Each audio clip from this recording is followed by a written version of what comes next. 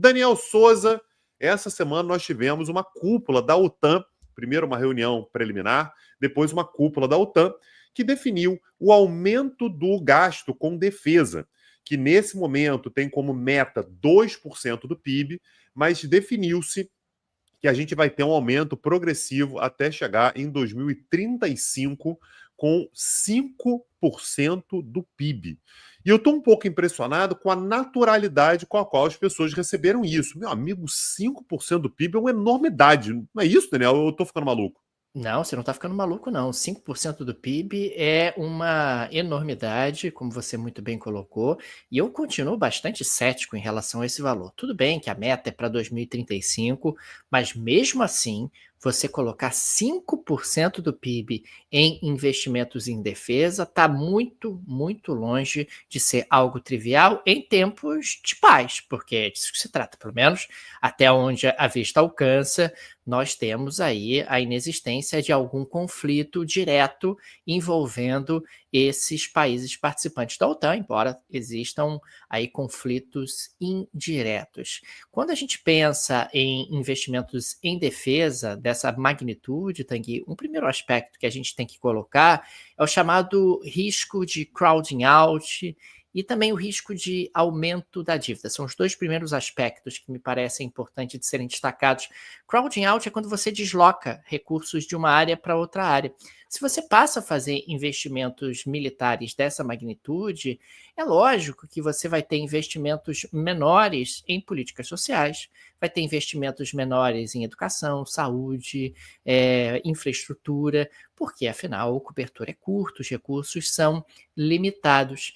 E o outro aspecto, o aumento da dívida. Eu não consigo acreditar, não consigo mesmo, né? Ao contrário do que os líderes da OTAN disseram, que eles vão aumentar os investimentos militares e vão manter os seus compromissos com endividamento. São duas coisas que não dialogam, não tem como, 5%.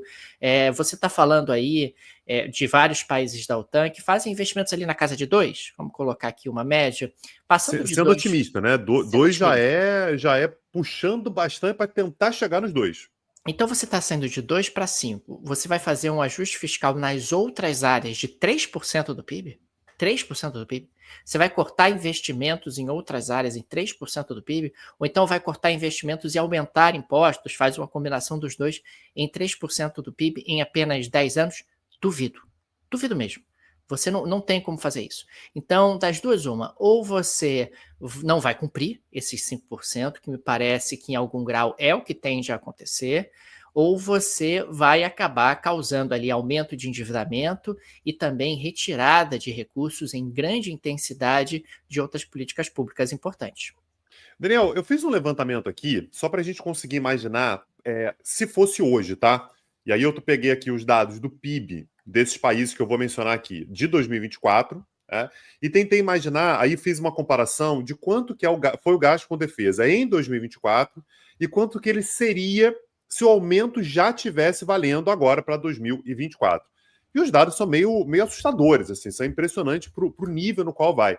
Nos Estados Unidos, Daniel, os Estados Unidos gastaram no ano passado 999 bilhões de dólares, arredondando ali 1 trilhão de dólares. Nos Estados Unidos, isso iria para 1,4 trilhão. É um aumento expressivo? Mas não é o mais assustador, porque os Estados Unidos já gastam ali na casa de 3,4%. Então, iria para 5%. Tem até uma dúvida, né, Daniel, se os Estados Unidos adeririam a isso mesmo ou não. A declaração final da cúpula da OTAN é meio vaga, né? Os aliados vão chegar a 5% e tudo. Não dá para saber, mas se cumprirem a meta, haveria um aumento aí de cerca de 400 bilhões de dólares. Agora, para outros países, Daniel, o aumento é muito grande. A Alemanha, por exemplo, ela gastou no ano passado 88,5 bilhões de dólares, né? Aqui eu vou usar sempre dólares para a gente ter como referencial. O que já foi um aumento muito grande com relação aos anos anteriores, 88,5. Se ela passar de fato para 5% do PIB, Daniel, ela explode de 88,5 para 236 bilhões de dólares. A França também. A França tem um aumento de 64 bilhões de dólares para 154 bilhões. E aí, Daniel, uma conta rápida que dá para a gente fazer aqui. A União Europeia, ela ela permite que os países da União Europeia tenham um déficit fiscal de apenas 3% do PIB. Apenas 3%, o que já está muito difícil de cumprir. 3% do PIB é o aumento que a OTAN está pedindo, né? Então, se a gente imagina que a França vai passar de 64 bi para 154 bi, ou seja, um aumento de 90 bilhões de dólares, esse aumento é equivalente ao déficit que a França pode ter e que já está difícil de cumprir. Está muito difícil de cumprir.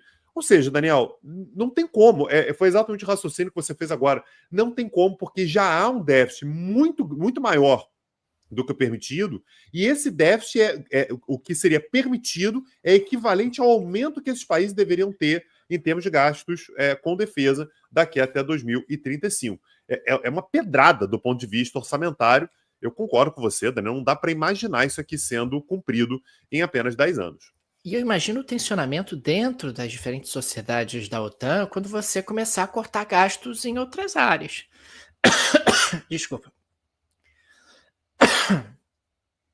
E eu imagino o tensionamento que você vai ter dentro da OTAN, dentro da sociedade dos países que compõem a OTAN, quando você começar a cortar gastos em outras áreas. Vai ter gente fazendo protesto, vai ter gente reclamando, vai ter um tensionamento social e político de grandes proporções. Isso não é algo trivial.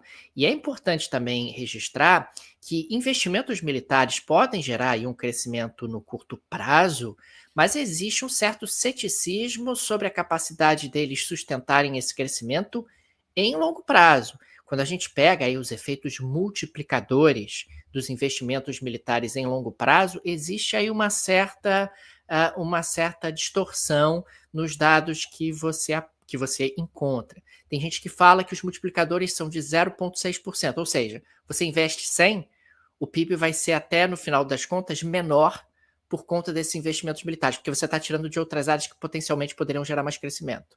Tem gente que fala que o multiplicador é de 1,2, quer dizer, a economia vai crescer 20% a mais por conta desses investimentos militares.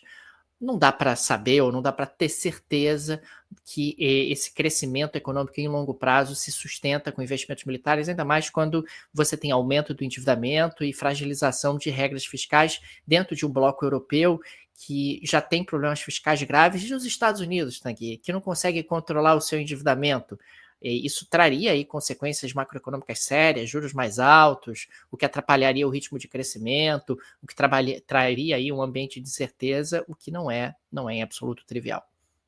E aí, Daniel, um outro aspecto interessante, porque você está falando sobre esse deslocamento, né? Quando a gente fala que vai aumentar o gasto com defesa, não é que esse dinheiro ele tem que sair de algum lugar, ele vai sair de outras rubricas, né? O orçamento é um só e você vai ter que alocar de forma diferente os recursos. Um recurso que iria normalmente para a saúde, para a educação, para a inovação, vai ter que ir para a defesa.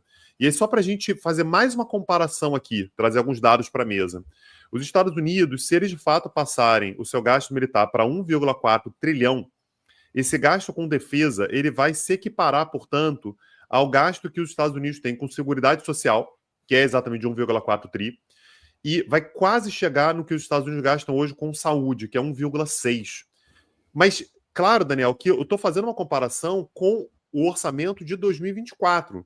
Para poder chegar a 1,4 trilhão de dólares com defesa, você vai ter que diminuir o gasto com Seguridade Social, diminuir o gasto com saúde.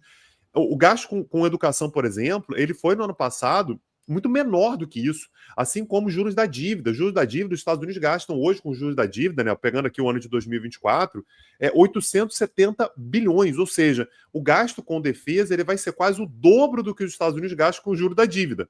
Qual o raciocínio? A dívida ela vai crescer, então você vai ter um acúmulo de gastos, porque você vai gastar mais com defesa e mais com o juro da dívida. E um outro aspecto que a gente tem abordado muito aqui, né, Daniel, que é um dos vetores para o crescimento econômico é ciência e tecnologia. A disputa hoje entre Estados Unidos e China, por exemplo, é quem consegue inovar mais. Apenas a título de comparação, os Estados Unidos gastaram em 2024, de várias maneiras diferentes, mas somando tudo, cerca de 210 bilhões de dólares em inovação e defesa. Perdão, inovação e tecnologia, né? Pesquisa e tal. Então, isso significa que, com esse aumento do gasto com defesa, se isso fosse hoje, claro, o gasto com defesa seria quase 7 vezes maior do que o gasto com inovação. Isso significa menos crescimento, né, Daniel? Dá para a gente projetar dessa maneira. Agora, claro que uma parte dos investimentos em defesa eventualmente podem ser utilizados para investimentos em ciência e tecnologia ligadas à defesa, né? Mas o que a gente acaba observando é que existe aqui um ambiente que não me parece propício para o crescimento de longo prazo, um ambiente que não me parece propício para o equilíbrio das contas públicas, para a sustentação e para a sustentabilidade da trajetória de endividamento das economias dos países que participam da OTAN, e tudo isso por conta de uma meta que me parece bastante inalcançável. Eu não sei se foi aquele 5% como um cala-boca para o Donald Trump, sabe, Tanguy? Aí o Donald Trump daqui, porque existe uma previsão de revisão, né?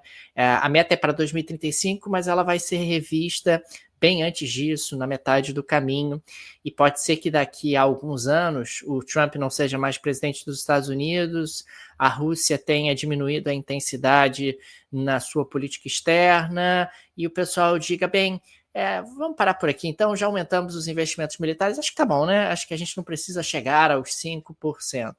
Pode ser também que os 5% seja uma maneira de pressionar a Rússia, dizer, olha, tá vendo, ó, vou parar, hein? Ó, que a gente vai ser muito poderoso militarmente daqui para frente. O próprio Vladimir Putin mostrou ali um certo desconforto com essa meta colocada pela OTAN, porque, claro, se a OTAN está se armando, quem é o grande inimigo da OTAN, pelo menos no presente momento, né? Acaba sendo um armamento para o enfrentamento ou uma dissuasão ali do Vladimir Putin e da Rússia.